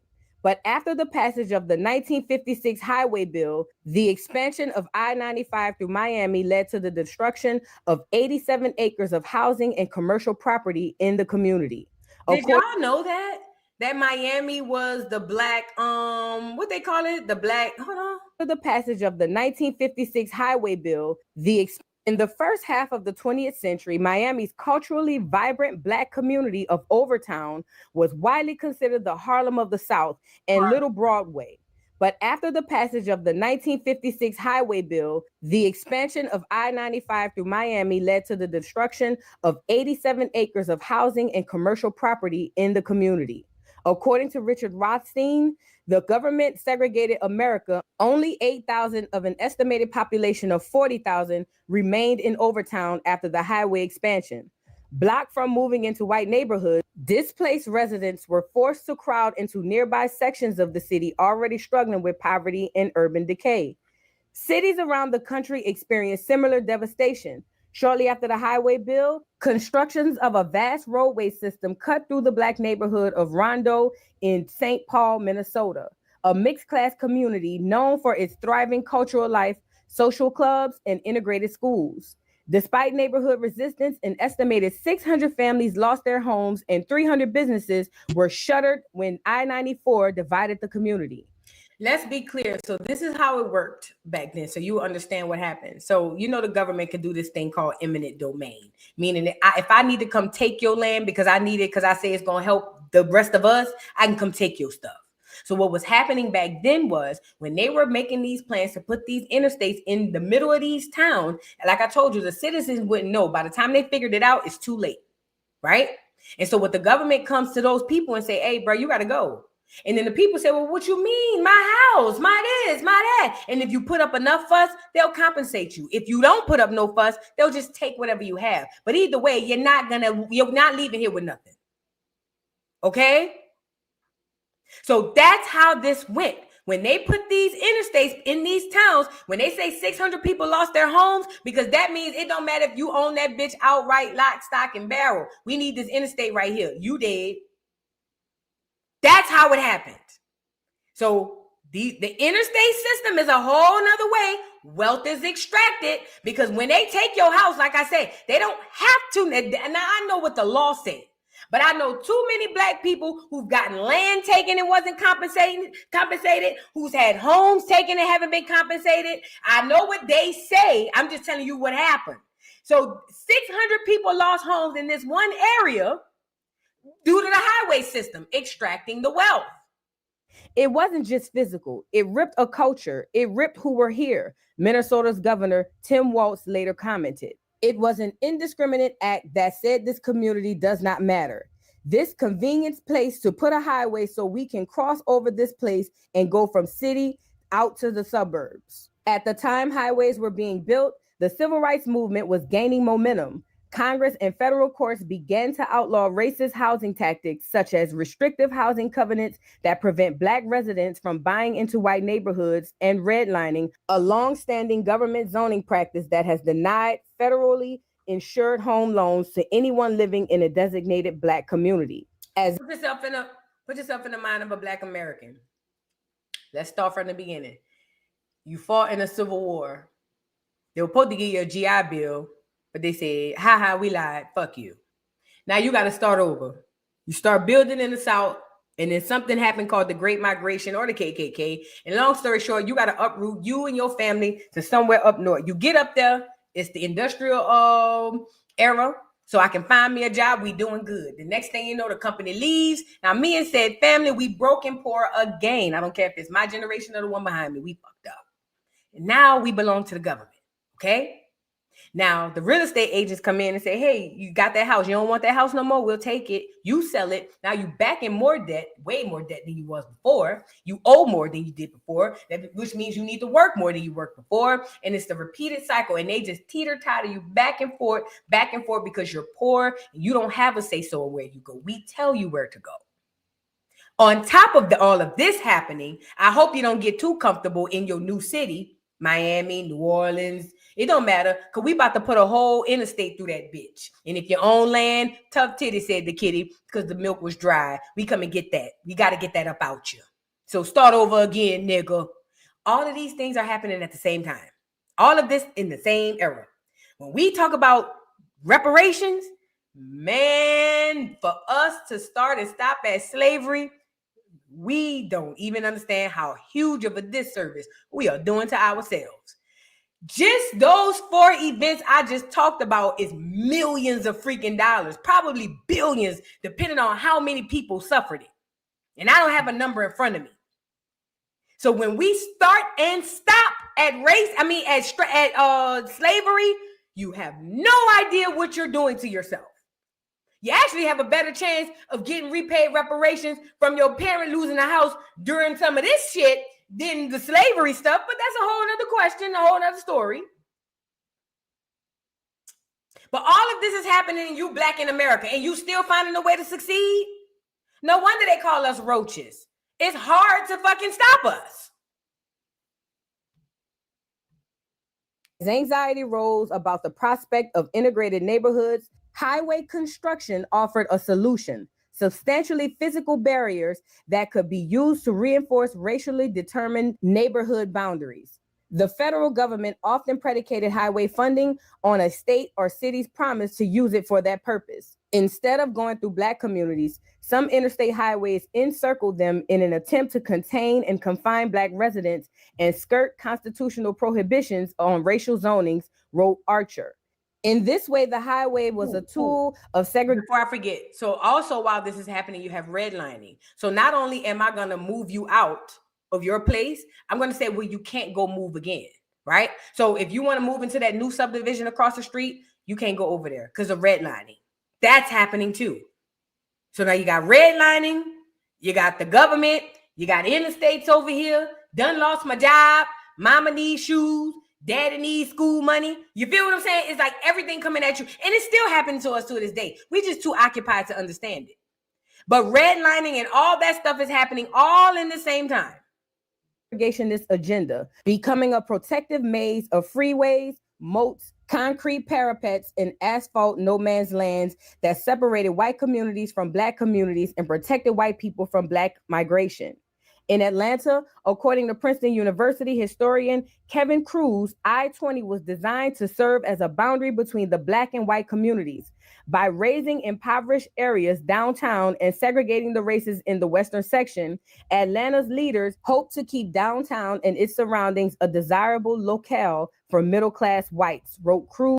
Pause. So then another thing they're doing is if they don't run the interstate directly through your neighborhood, they put the interstate around it and enclose you in so you can't go nowhere. That's another form of redlining, meaning you can't come over here and you got to stay over there. So like they were saying with I-20, I-20 is one of the interstates that instead of running the interstate directly through the neighborhood and get rid of the niggas, they decided let's put them all in one big circle and keep them there, put everything they need in one big circle, keep them there and keep them stuck around this doggone interstate. So that was the other alternative, okay? And as you can see, here come these clears fresh off the boat, Ellis Island. They've been told that they have a higher status than you. So he thinks that he's better than you, even though you probably do better than him.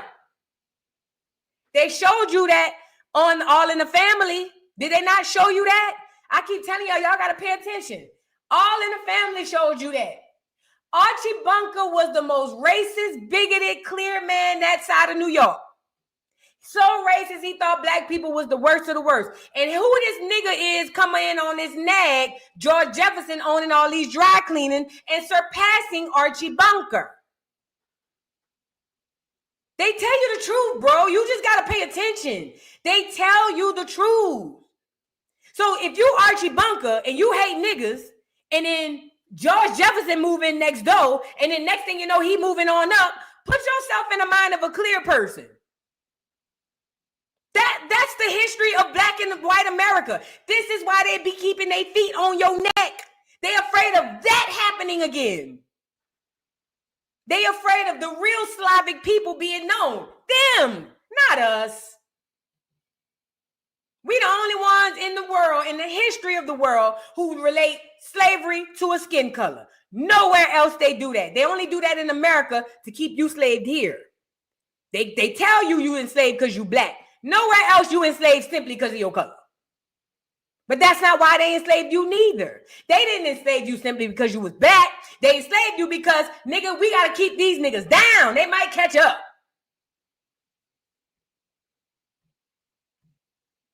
In the New York Times in 2019. But he added, the so-called urban renewal and the new interstate only help speed white flight from the city. According to Cruz, roughly 60,000 whites left Atlanta for the suburbs in the 1960s and another 100,000 in the 1970s. I-81 was built through the heart of Syracuse, New York, to destroy the 15th Ward, a Black community that city planners believed that was too close to the city's jewels, Syracuse University, and the downtown. I-81 decimated a close-knit African-American community, wrote Alana Samuels for The Atlantic. And when the displaced residents from the 15th Ward moved to other neighborhoods, the white residents fled. Moving, she wrote, just had gotten a whole lot easier. There was a beautiful new highway that helped their escape. As you can see, the construction of these highways were directly targeted toward Black Americans in their thriving communities. A lot of people all over America don't realize that the highways that they see are actually highways that were built over Black thriving areas, erasing a wealth of culture, businesses, families, and community. So now that we've gotten a broad sense of how these highways were distributed. All right, that's enough, because then I'm going to go into New Orleans. I could have gone through too many cities. And as a matter of fact, I might start doing series where I start talking about the similarities through cities, because I did New Orleans. But I was telling Ms. Park and a whole bunch of other people, this literally happened all over America. Do your research. Do your research. And also, too, a lot of them interstates was built through mounds, too. All right, so now we got the interstate happening, gentrification, KKK, not gentrification at this time. It would be the Great Migration, KKK, and we got freedmen's towns popping up everywhere. Remember, the clears are coming off the boat from Ellis Island around this time. So this is very imperative that they are at a higher status than you. This is why they hate you. This is why they hang you. This is why they do all these bad, horrible things to you, because they are inferior and they know it. They just want you to believe that you are. Okay. Now I want to move into, hold on. Let me get to, what's my next one? I got something else I want to show y'all.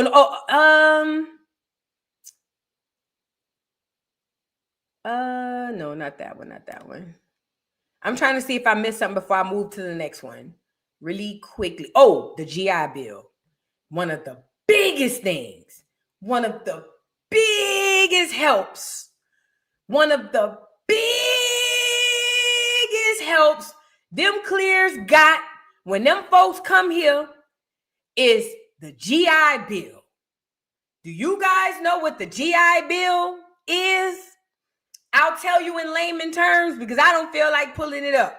The GI Bill is a stipend that you get from the government if you serve in the military, in any capacity in the military. What the government says is, we'll give you a check good from us. So basically how a GI Bill works is, hey, I want to buy this house. You go to the military and say, hey, military, I served in your unit. I want to buy this house. The military say, okay, service member, how much is the house? And you say, the house is $250,000. The military says, okay, the military takes this check and go over to the real estate company and say, hey, Mr. Real Estate Company, my member want to buy a house. And then the real estate company say, all right, but your person really can't afford this shit, and you know it. And then the military say, I know. So this is what I'm going to do. If they don't make it, I'm good for it. Just put it on my tab. And that's a GI Bill. A GI Bill is basically almost a free house. If you can keep up with the notes and you have a GI Bill, a GI is a free house. A GI Bill is simply a free house. Keep in mind, at the time, interstate happening, niggas moving all out of the way, whipping and whapping. Remind you, the Great Migration didn't stop till the 1970s. Let's really be clear about that. The Great Migration didn't stop till the 70s. Let's really be clear about that. So all of this is happening. Now, here come all these people. We got wars happening in the meantime, between time. And the clears need people to help them fight. They need more niggers than anybody. So what did they go tell the niggers? Hey, niggers. Hey, come over here. Yeah, hey, come here, boy. Didn't you just come out of slavery? Well, yeah. Well, not you. My daddy did. Oh, yes, sir. Yes, I did. Oh, okay, yeah. You want to buy a house? Well, sir, I reckon I can't afford no house. Oh, don't worry about it, Jeffrey. Join the military. We'll get you a free house. And then you know what Jeffrey says? Sure, I sure will, master. And Jeffrey might go out there and get his dumb ass killed. Who knows? But either way, Jeffrey's only doing this because he's been told that if I join this military, I'm going to be able to get a free house. So Jeffrey joins the military. Jeffrey goes to war. Jeffrey makes it back. Say, hey, military, I served my time. Run me my free house. The military say, psych, I was just playing. This only for the white people. Niggas, what? Yeah, I know we lied. We did say we was going to give y'all a free house, but we lied. We changed our mind. We just going to get it to the white people. So only white soldiers and very, very few black soldiers received their free house, aka the GI Bill. I have a cousin who fought in the Civil War, who still to this day in 2025, my cousin fought in the Civil War. And he fought for his GI Bill to the day he died and still don't have it.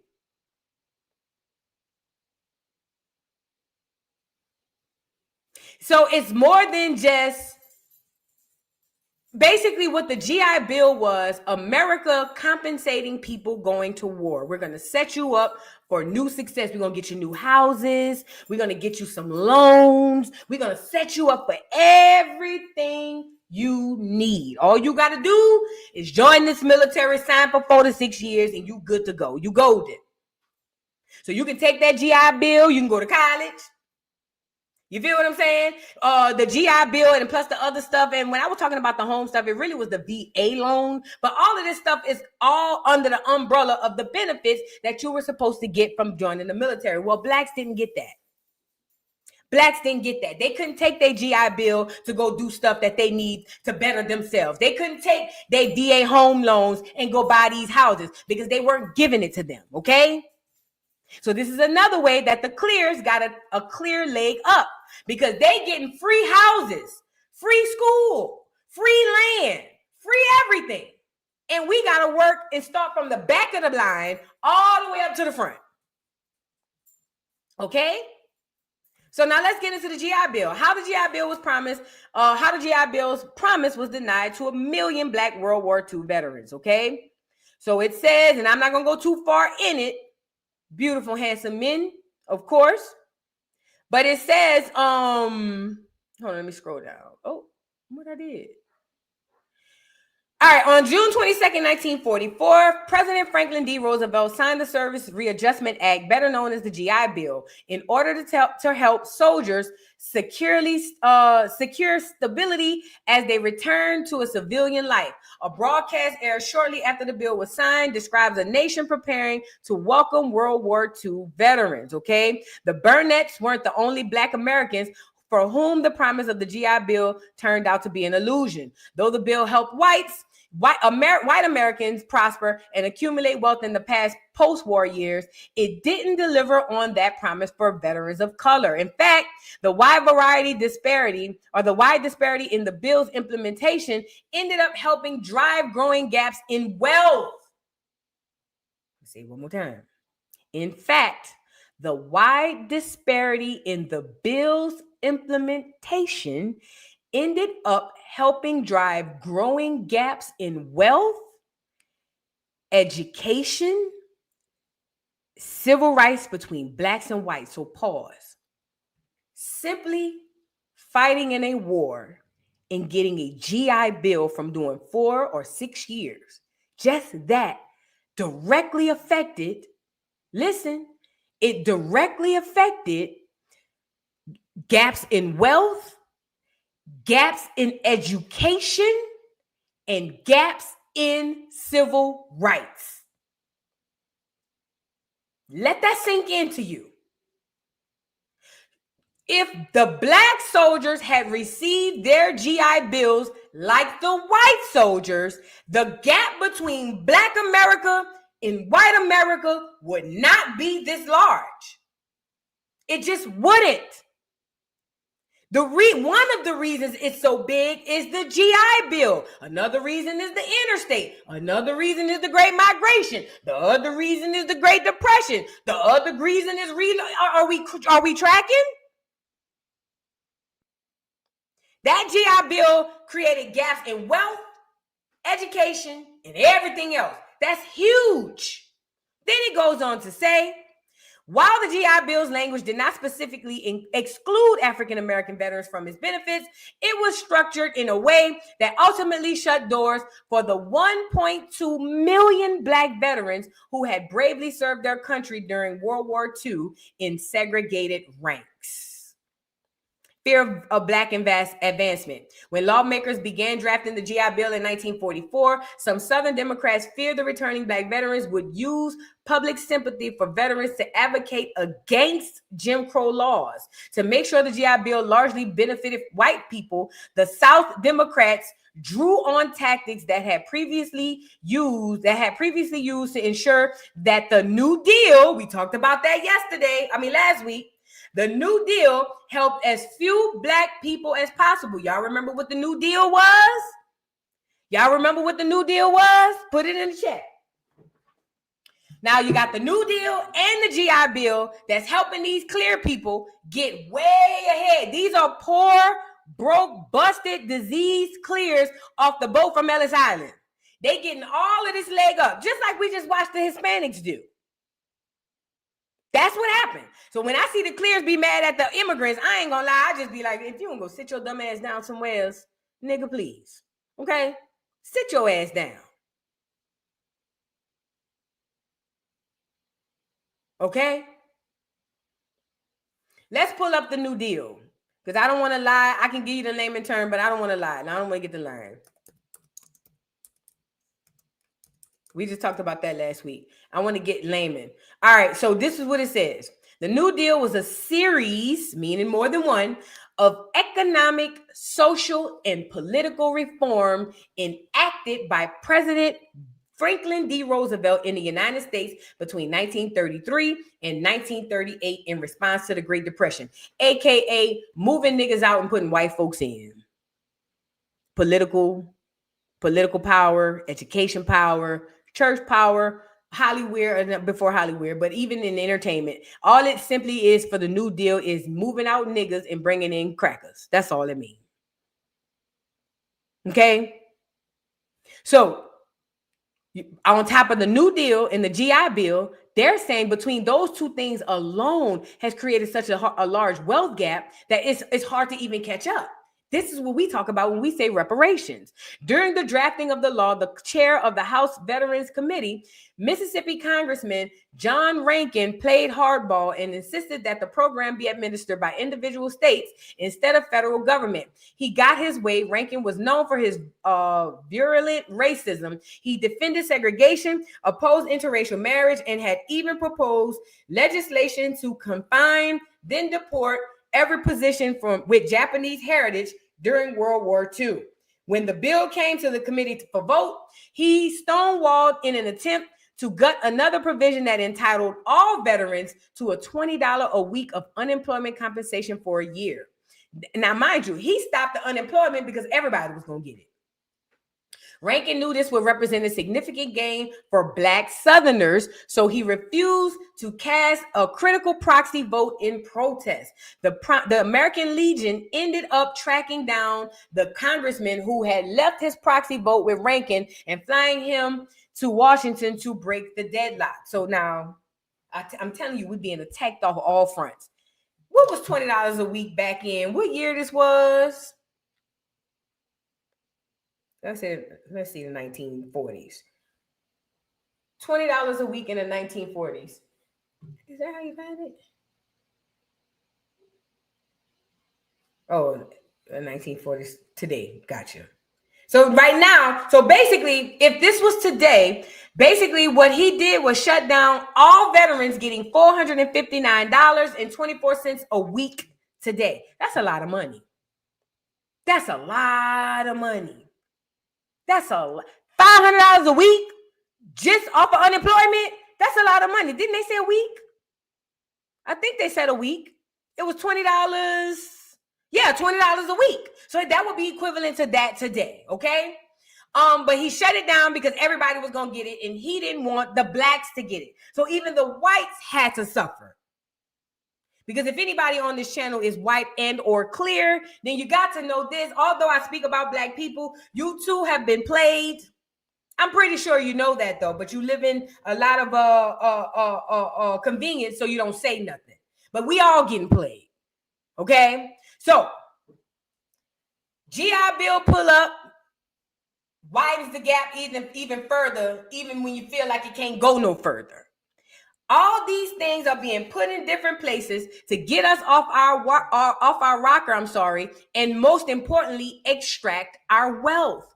That's what this is all about, extracting the wealth from the Black American community. This is why we are 100% dependent on any and everything now, because all of our wealth has been extracted from us.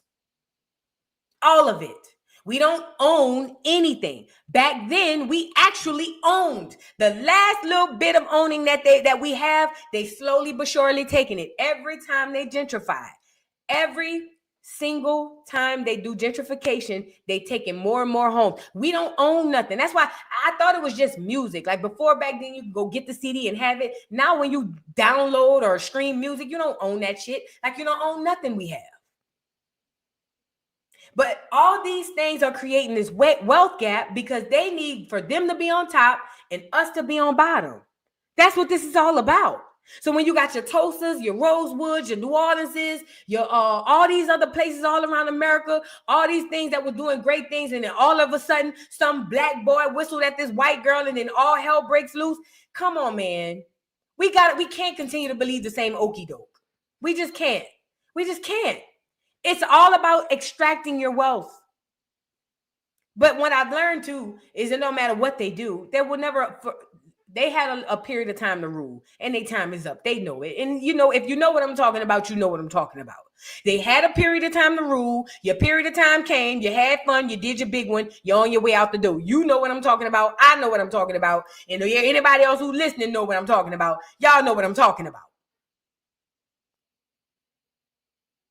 They don't fear you being successful because they fear that you're going to make them a slave. No, they fear you being successful because that automatically makes them a slave. You get it? I feel like I need to Dr. Umar that one more time. They don't fear you being successful because they're afraid that you are going to make them a slave. They fear you being successful because once you're successful, it automatically makes them a slave. Now they got to come work for you versus the other way around.